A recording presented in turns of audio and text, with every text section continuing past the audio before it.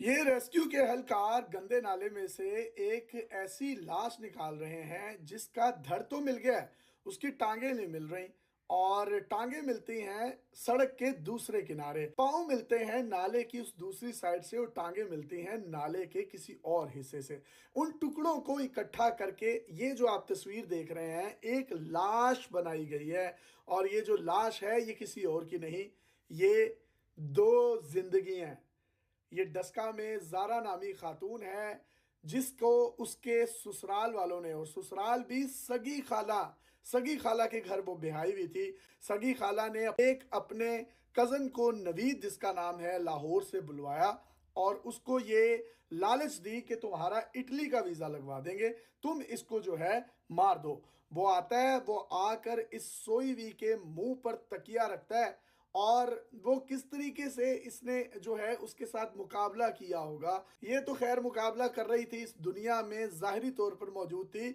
जो इसके पेट में बच्चा पल रहा था 7 माह का, उस पर क्या बीत रही होगी। उसने ये अकेला मर्डर नहीं किया, ये बल्कि 2 मर्डर हुए। जब उसने इसको मुकम्मल तौर पर मार दिया उसके बाद नवीद ने इसकी सगी खाला सास को बताया कि मैंने इसका काम तमाम कर दिया। अब खाला अंदर आई और उसने अपनी बेटी यास्मीन, इन्होंने उसकी लाश को ठिकाने लगाने के लिए उसका गला काटा, उसकी टांगे, बाजू और जिस्म के मुख्तलिफ हिस्सों के टुकड़े करके मुख्तलिफ बोरियों में डाला। जो गला काटा उसको कोई शख्स पहचान ना सके, उसको गैस के चूल्हे पर जिस तरीके से आप बकरे की सिरी को भूनते हैं उसको भूनना शुरू कर दिया। जब उसके नैन नक्श मुकम्मल तौर पर गल सड़ गए और पहचानने के काबिल ना रही, मसख हो गया उसका पूरा चेहरा, तो फिर उसको एक शॉपर में पैक किया, उसको भी बोरी में डाला और अपनी इस बेटी यास्मीन के बेटे अब्दुल्ला के साथ बाइक पर, उसका हौसला देखिए, इस लाश को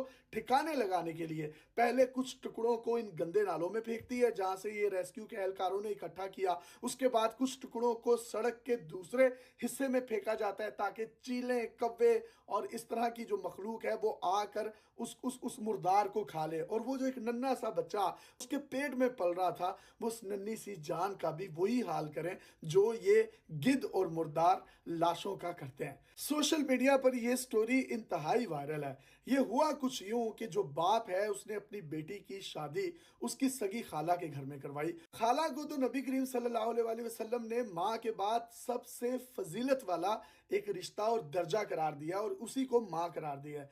ये सास की 5 बेटियां, मतलब मैं ये समझता हूं कि ये 5 नंदे और छठी सास, ये टोटल कुल मिलाकर ये 6 जो है ये सासें बन गई थी। लोगों ने इसका पहले भी जीना हराम कर रखा था। लड़ाई, तशद्दुद और इस तरह के मामला जो है अपनी अपनी भाभी और ये बहू के साथ होते थे। अब आप ये समझिए, ये जो 5 नंदे हैं ये भी सगी खाला की बेटियां हैं।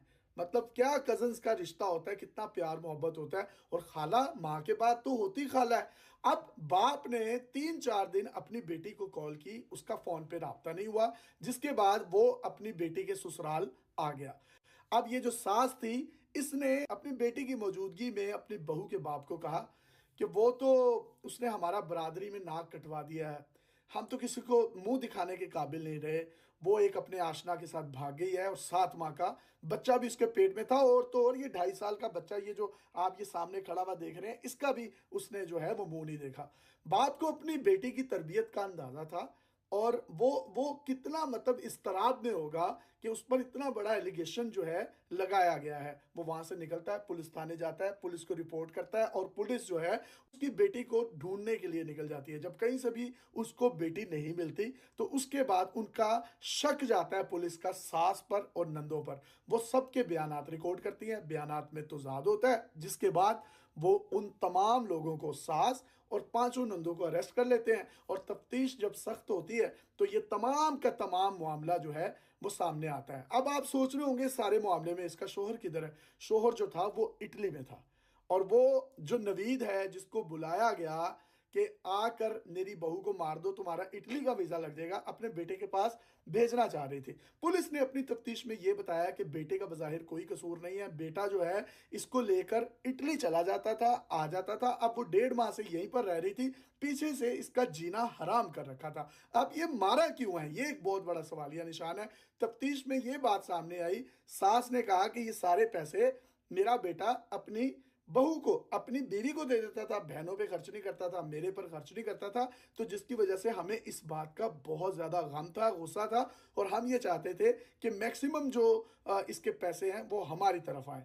तो मतलब ये देखिए कि खून ऐसे सफ़ेद हुए हैं कि एक सगी खाला ने जिस तरीके से ये मामला किया है, और ये कितनी हसीन लड़की है, और इस हसीन लड़की के पेट में एक खूबसूरत सा बच्चा पल रहा होगा, और वो तमाम वालिदैन और ख़ास तौर पर वो वालिद जिसकी मुद्दत में ये पर्चा दर्ज किया गया, उस पर क्या बीत रही होगी, जिसने अपनी इस कली को फूल बनाकर, अपने कलेजे का, जिगर का टुकड़ा बनाकर किसी को दे दिया। और बेटियों वाले जो हैं वो कर भी क्या सकते हैं। हमारे बुजुर्ग अक्सर ये बात करते हुए नजर आते हैं कि यार किसी अपने में शादी करें, किसी गैर में शादी ना करें, क्योंकि अपना जो है वो अगर कहीं फेंकेगा भी तो वो दरख्त के नीचे छांव में फेंकेगा, जो गैर होते हैं वो तो धूप में फेंकते हैं। तो ये तो सगी खाला है, सगी खाला की बेटी है, और वो जो उसका बाप है वो बहू का, वो तो मतलब उसका भी बहनोई हुआ ना, सास का।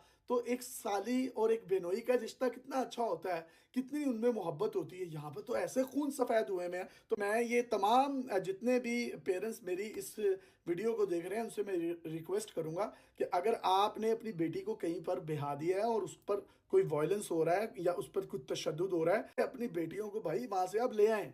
आपने बेटियां बेहाई हैं, आपने बेची नहीं है। और ये भी बेटियों को कहना छोड़ दें कि आज यहाँ से डोली उठी है, वहां से तुम्हारी लाश ही आनी चाहिए। ये तशद्दुद किसी सूरत भी बर्दाश्त नहीं होना चाहिए।